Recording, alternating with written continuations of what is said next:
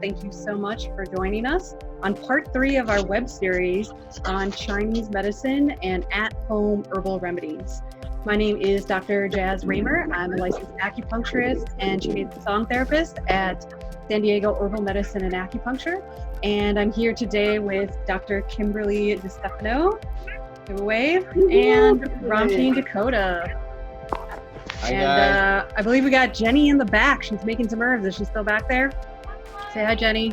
Yeah, so we're hard at work at the pharmacy today.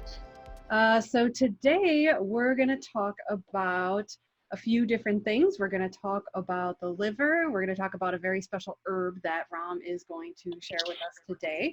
So I'm going to start us off, and I'm going to address something that's coming up a lot in what's going on in our lives, is this restlessness that everyone's feeling.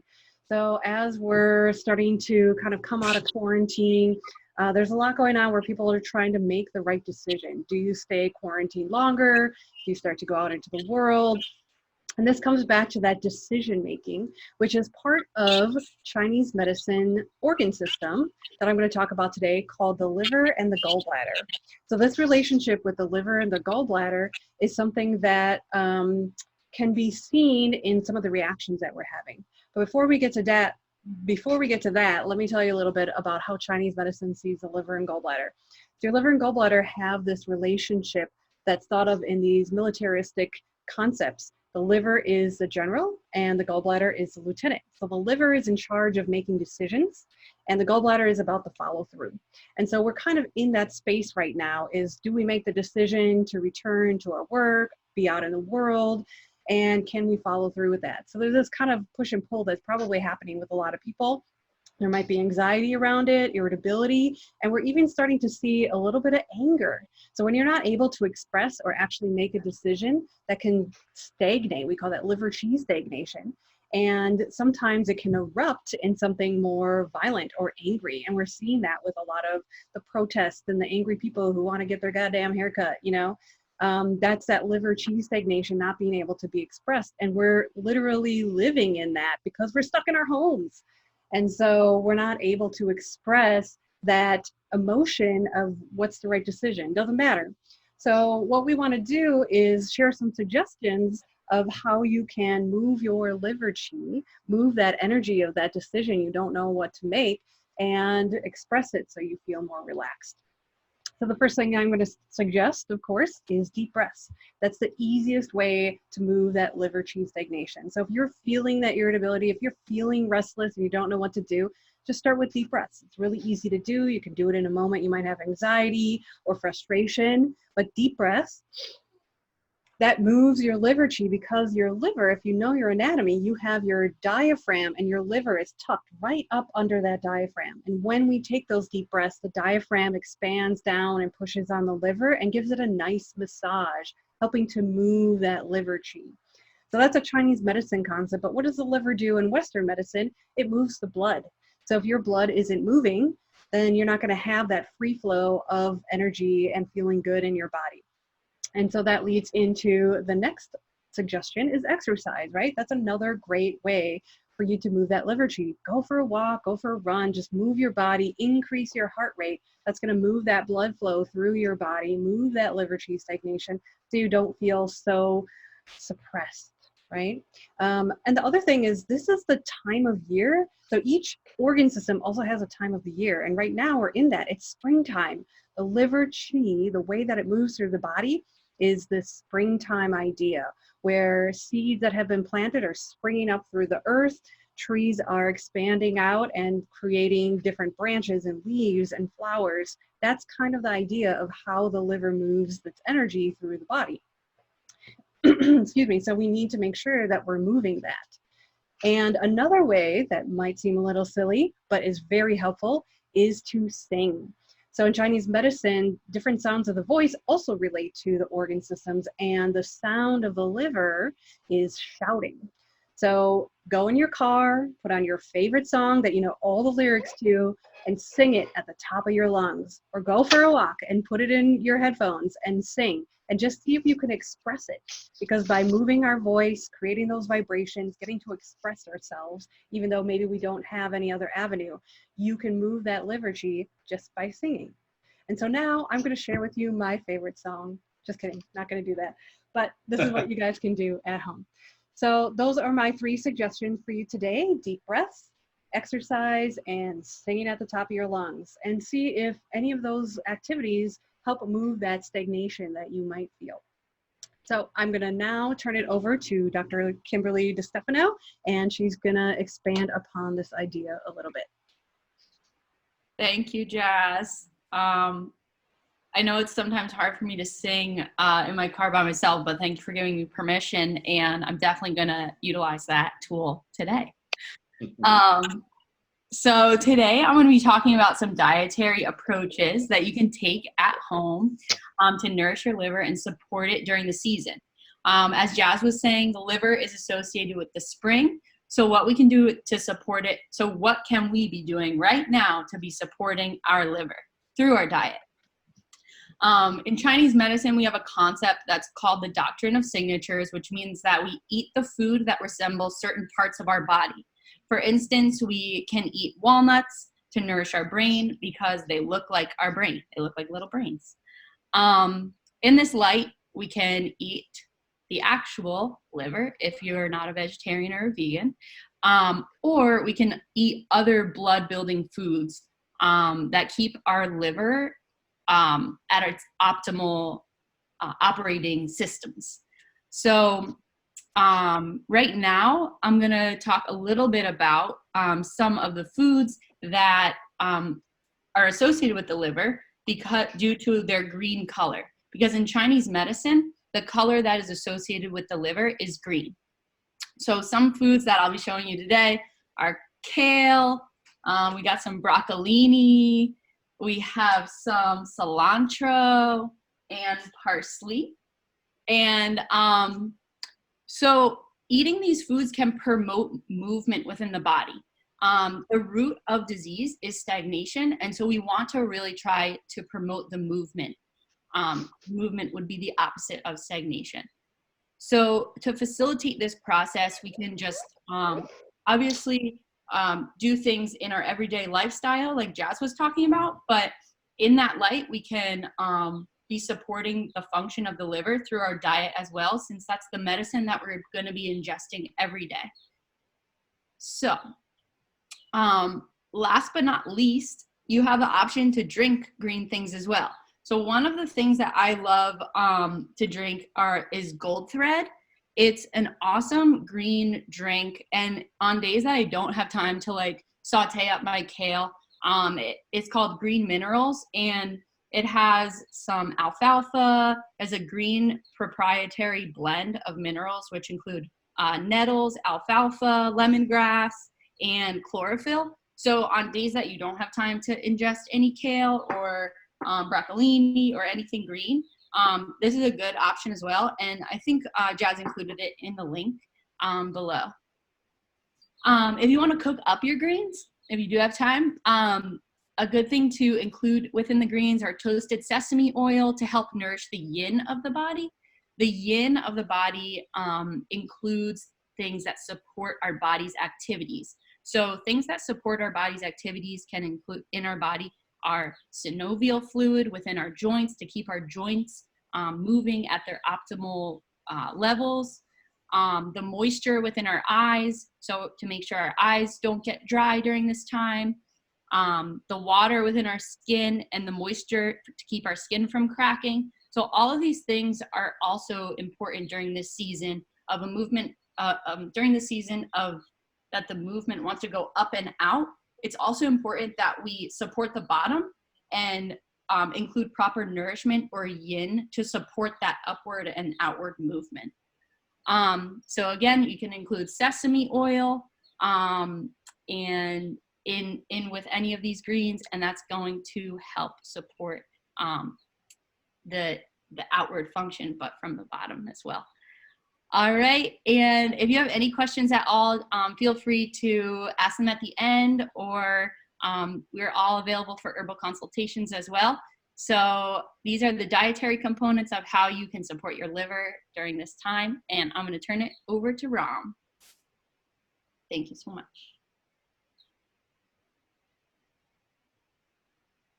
Can you guys hear me? All right. Thank you, Kim. You're making me want to eat kale. All right. Let's take a walk. You guys, thank you so much for joining. I'm going to be talking about Chong Pu. Actually, I'm sorry. We talked about Chong Pu last week. Today, we're going to be talking about Yuanjir. The discovery of Yuanjir. And what did we discover? We discovered some saponins. So these are parts of the plant that are very important, and they're the active parts of it. And I'm going to try to pronounce this for you guys. The big discovery is that we found triterpenoid saponins derived from Yuanjir. What is that? It's an antidepressant. Yay, we like those. So contrary to like an SSRI, based on my research, so an SSRI is a selective serotonin reuptake inhibitor. It really affects just the serotonin levels. Based on my research, Yuanjir does more than that. Not only does it do serotonin, it does my friend Cody's favorite neurochemical, dopamine. So we got dopamine, serotonin, and some of the norepinephrine, epinephrine. So a lot of different ones. So I would compare it more to like an SNRI, which are a new line of medications that are coming out. But I'm not here to discuss those chemical constituents. I want to talk about why I use Yuanjir. Jenny, take it from here. Just kidding. Well. Okay, so this is Yuanjir. Can you guys see that? Love that herb. That's the raw herb here. You would most likely be getting it from source like this as a powder form. But what we do is I like to combine that herb with one of the many herbs that are in our pharmacy. So why do I use it and how do I use it? I highly recommend adding Yuanjir to a lot of formulas. Its primary function is to get rid of phlegm misting the mind. We talked about that in our last session here, and I'll go over it briefly. Basically, phlegm misting the mind, I would compare it to clogged synapses. The chemicals up there are not flowing well between the synapses. They're clogged. Instead of going through thin air or a thin liquid, it's almost like going through jello. So the synapses are not communicating really well. We want to clear that out of the brain. And it's a complex concept because it usually starts with digestion, as we spoke about last week. The original source of all that accumulation of damp and phlegm started with improper digestion. To tie back into what Jaz was talking about and Kimberly were talking about, one of the primary major causes of digestive issues is liver qi stagnation, which could be stress-induced or lack of movement and so forth. And so when that does happen, it impairs the digestion system, the ability for the spleen to work properly. And so you get this accumulation of damp. And then eventually it goes to your brain. Next thing you know, you're depressed. Extreme symptoms of that is not just depression, is disassociative thinking. So it could go as bad as where you're just not making sense. So schizophrenia even. So this herb could help with that. As with all the other herbs that help get rid of phlegm misting the mind, they also help with memory. So I use this successfully. I use this a lot for patients suffering from dementia. So dementia, Alzheimer's, short-term memory loss, patients whose cognition is not working as well. Or if you just want to clear out your head and be sharper and more on point, I highly recommend getting a custom formula and ask your herbalist, ask your practitioner to add yuan zhi and shirchangpu to it. Do you guys have any questions? I do, Ram. Can you mention what is a formula or two that you use yuan zhi in and what you would treat them for? Yeah, so we just got done talking about this with Jennifer as the lesson for the day. I like to use this formula kind of like off-label use because it instantly helps with depression. And I know you use this a lot, Jazz, and Kim and I experimented with it a while ago. It's a Yue Juan. It's the 5 constraints formula. It gets rid of heat, phlegm, damp, qi obstruction. It's like a shotgun approach. But I like Yue Juan. You could type that if you could please in the comments there. I like to add Shirchangpu to Yue Juan. And if you actually look up Yue Juan online to PubMed, there's studies that it works as an antidepressant. It's high efficacy when it comes to alleviating signs and symptoms of depression. So I like to add Shirchangpu and yuan zhi to Yue Juan for kind of a quick fix. But as we were discussing earlier, the root cause of phlegm misting the mind starts in the spleen and digestion. And we know that could take up to a year to even treat. So I personally don't like to put someone on a formula right off the bat to treat spleen qi deficiency, to treat the digestion, because that's not helping with their symptoms. So I usually put people on a formula with yuan zhi at first for a few weeks to a month, so they start feeling better. Then they have the will and the energy to kind of make that lifestyle change, right? So I use that off-label, and then slowly I start transitioning to treating the spleen, making like a 70% digestion formula with 30% for depression, and then and so on, basically as needed. But it's such a powerful herb, especially combined with the other herbs. And one of my other favorite herbs, which I'll be talking about next week. So does that answer your question? Anybody else? I got a question. Go ahead, Kimmy. So are Shirchangpu, the herb that you talked about last week, and yuan zhi, are they herbs that you can take just the 2 of them, and can you take them like every day, like you would like a vitamin, to kind of eliminate the like an insubstantial phlegm of the head or the brain fog? Yeah. Or do you want to add them into a formula always? So I did that the other day because I got excited about Shirchangpu after teaching. And I had a headache for about 4 hours. So I don't recommend single herbs. I rarely recommend single herbs.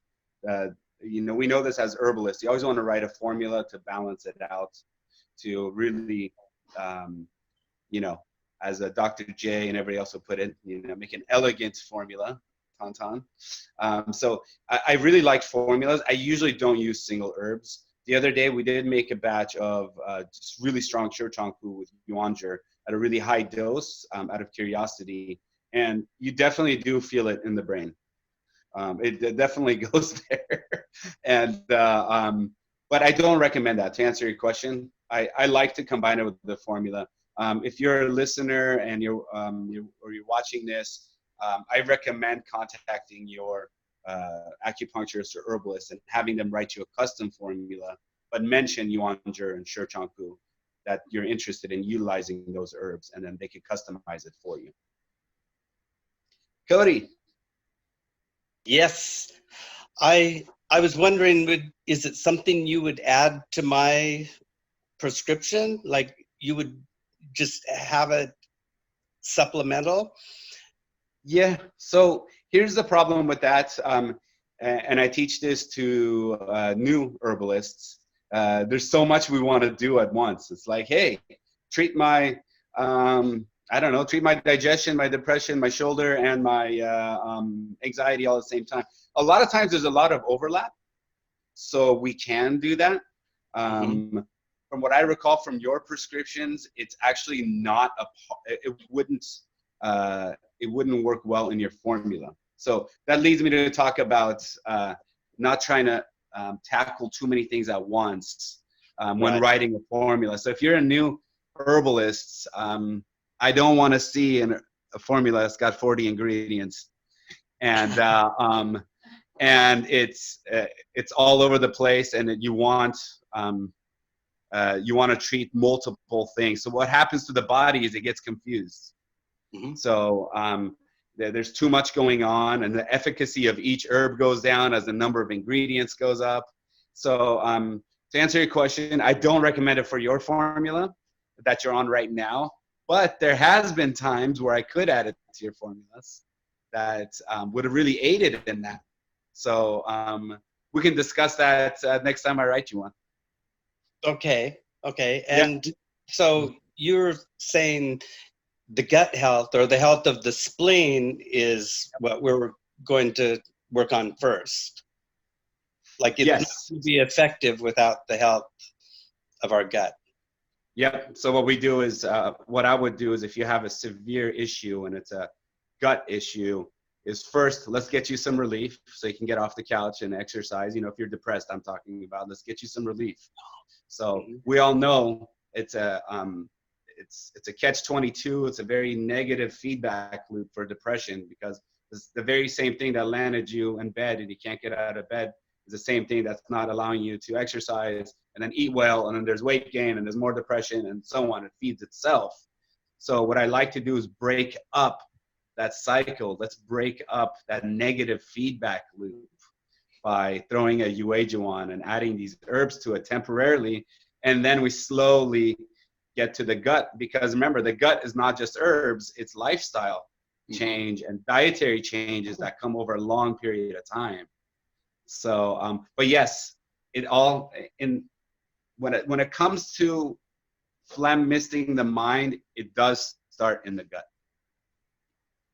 And we're learning more about this now, aren't we? It's all over everywhere now. My gut. Well, that's old news.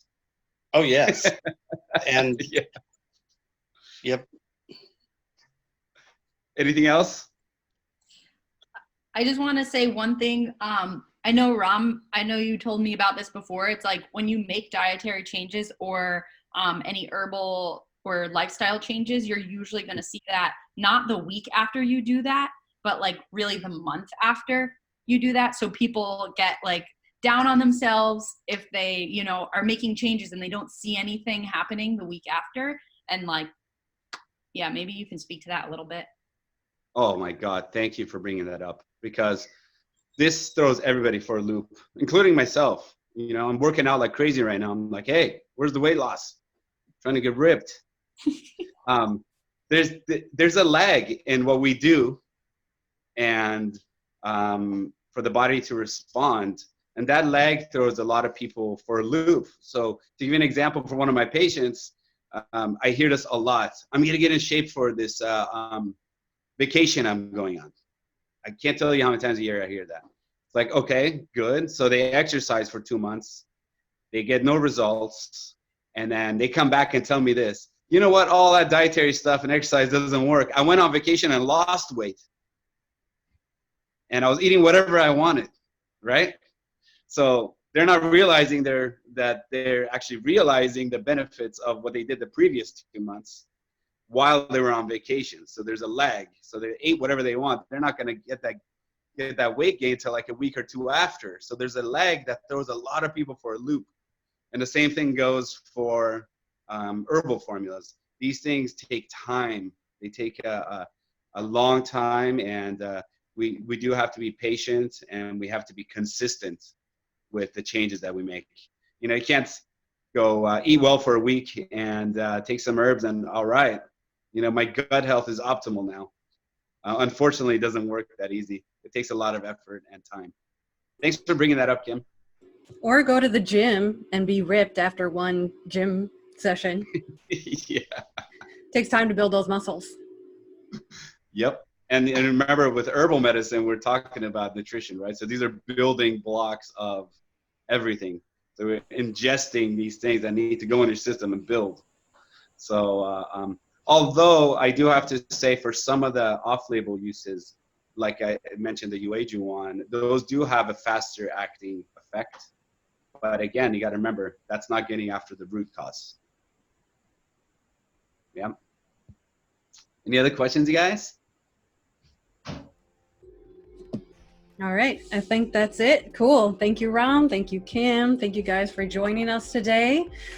So we are doing these live free webinars because we love educating the community and keeping in touch with our patients or new people. If you're watching this on YouTube, thank you so much for tuning in. So again, we're here to share with you things that you can do at home. So getting an herbal consult so you can get some herbs for your body that you can take at home. Kim talked about different foods that you can eat while you're at home in your kitchen to help with your liver. And I shared with you some different breathing, exercising, and singing techniques. So hopefully you can see that we're trying to give you as much information for things that you can do on your own from this Chinese medicine perspective. And we hope to see you again in the clinic really soon, where we can treat you in person. We miss you all. Thank you again for joining us. We will have another one of these next week. And you can always watch us again on YouTube if you missed any parts of this. I'm going to put a bunch of the information and links to some of the things that we discussed today. If you have any questions, send us an email, and we'll see you all next week.